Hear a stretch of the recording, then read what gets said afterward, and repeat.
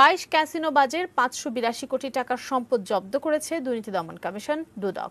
তাদের বিরুদ্ধে শিগগিরই চার্জশিট দেওয়া হবে। তাওহিদ সৌরভ জানাচ্ছেন বিস্তারিত। গত বছরের বহুল আলোচিত সমালোচিত ঘটনা ক্যাসিনো কাণ্ড। প্রধানমন্ত্রী শেখ হাসিনার সরাসরি আদেশে এমন সব অবৈধ কর্মকাণ্ডের বিরুদ্ধে অভিযান শুরু হয়েছিল ওই বছরেরই সেপ্টেম্বরে। এ ঘটনায় আস্তে আস্তে বের হয়ে আসে অনেক প্রভাবশালী নামকরা ব্যক্তির নাম। এরপর ক্যাসিনোতে নাম আসা সেই ব্যক্তিদের সম্পদের হিসাব নিতে শুরু করে দুদক। একে একে 22টি মামলাও দায়ের করা হয় তাদের বিরুদ্ধে।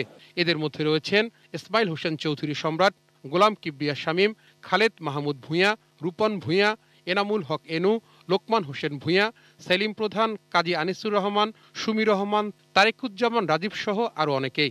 আমরা আশা করছি এই মাসের মধ্যে 4 থেকে 5টি মামলায় আমরা চার্জশিট দিতে পারবো এবং অন্য আসামিদের বিরুদ্ধে আগামী মাসের মধ্যে আমরা চার্জশিট দিতে পারবো।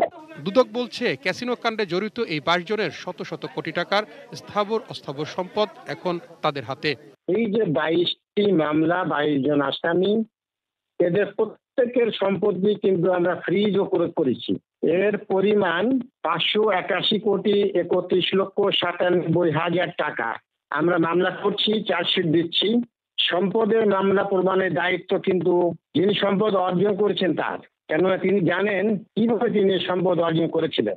আমরা প্রমাণ পেয়েছি এই সম্পদ সবই অবৈধভাবে অর্জিত হয়েছে। ক্যাসিনোর সাথে আরো কারা কারা জড়িত তারও সন্ধান চলছে বলে জানিয়েছে দুদক। তাওহিদ সৌরভ, এটিএন নিউজ, ঢাকা।